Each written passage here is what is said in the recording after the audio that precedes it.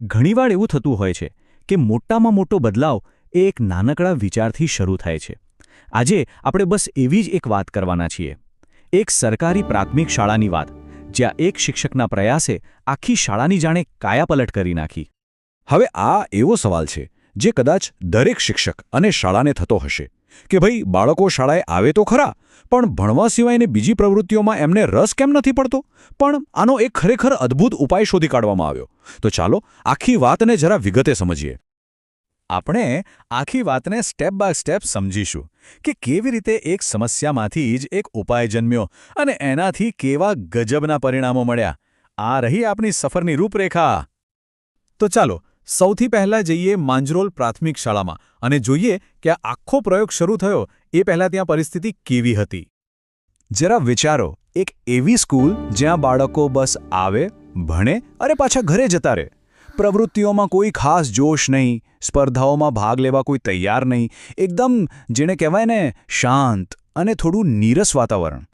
પણ પછી આવ્યું જુલાઈ 2025 અને આ શાંત વાતાવરણમાં જાણે કે એક નવા ઉત્સાહનો પવન ફૂંકાયો, એક નવી જ શરૂઆત થઈ. અને આ પરિવર્તનનું નામ હતું શનિ સભા. આ એક અદ્ભુત વિચાર હતો મદદનીશ શિક્ષક શ્રી વિક્રમભાઈ કે રાઠવા સાહેબનો. એમણે એક એવો કાર્યક્રમ બનાવ્યો જેનો હેતુ ખાલી સ્પર્ધા જીતવાનો કે હારવાનો નહોતો, પણ બાળકોમાં ટીમ સ્પિરિટ, એકબીજાને સાથ આપવાની ભાવના અને હા, આત્મવિશ્વાસ જગાવવાનો હતો. અને ખબર છે આની શરૂઆત કેવી રીતે થઈ? એકદમ સિમ્પલ રીતે. શાળાના ધોરણ 1 થી 8ના બધા જ બાળકોને 4 ગ્રુપમાં વહેંચી દીધા: લાલ, પીળું, લીલું અને વાદળી. અને બસ આટલું નાનું પગલું ભરતાની સાથે જ શાળામાં જાણે એક નવી જ એનર્જી આવી ગઈ. એક પોઝિટિવ વાતાવરણ બનવા લાગ્યું. ઓકે, તો હવે સવાલ એ થાય કે આ કાર્યક્રમ આટલો બધો સફળ કેમ થયો? એનું સ્ટ્રક્ચર કેવું હતું? એમાં એવું તો શું ખાસ હતું? ચાલો એના પર એક નજર નાખીએ. અને આમાં સૌથી મજાની વાત શું છે ખબર છે?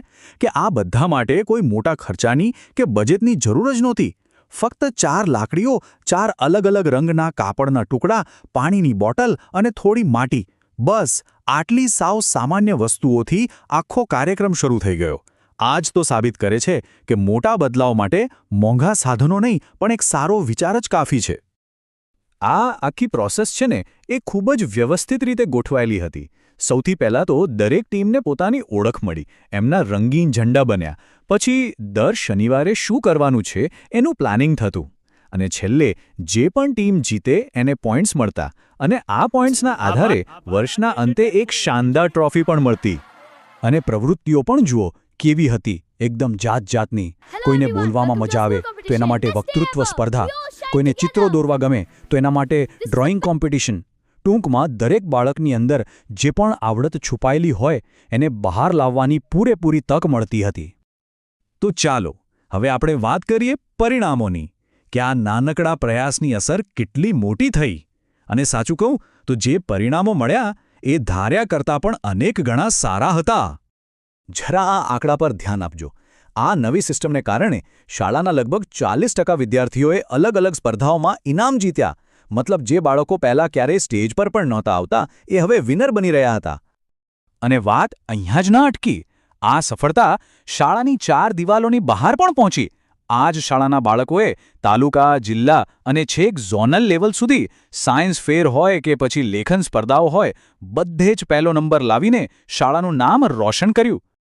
પણ સાચું કહું તો અસલી જીત તો આ ટ્રોફી અને ઇનામો કરતાં પણ મોટી હતી.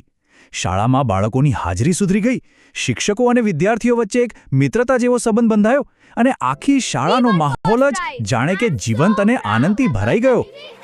તો શનિ સભાની આ જે આખી વાત છે એની સફળતા આપણને શું શીખવે છે? આમાંથી આપણે શું સાર કાઢી શકીએ? જો આ કાર્યક્રમ ફક્ત જીત હારનો નહોતો, એનાથી ઘણું બધું મળ્યું. બાળકોમાં કશુંક નવું જાણવાની ઈચ્છા જાગી, એટલે કે જિજ્ઞાસા. એમનો આત્મવિશ્વાસ વધ્યો, સાથે મળીને કામ કેવી રીતે કરાય એ શીખ્યા, અને હા, લીડરશિપના ગુણો પણ કેળવાયા. આ બધી એવી વસ્તુઓ છે જે જીવનભર કામ લાગે. અને છેલ્લે આ પ્રયોગના રિપોર્ટમાં લખાયેલું એક વાક્ય એ આખી વાતનો સાર કહી દે છે. શાળાનું વાતાવરણ ઉત્સાહપૂર્વક, સકારાત્મક અને આનંદદાયી બન્યું. એક એવું વાતાવરણ જે પહેલાં ક્યારેય નહોતું. શનિ સભાની આ વાર્તા એ વાતનો પાક્કો પુરાવો છે કે જો વિચારમાં દમ હોય અને ઈરાદો સાચો હોય તો એક નાનકડો ક્રિએટિવ આઈડિયા પણ શિક્ષણ જગતમાં કેટલી મોટી ક્રાંતિ લાવી શકે છે, ખરું ને? અને આવનારી પેઢીનું ભવિષ્ય કેટલું ઉજ્જવળ બનાવી શકે છે.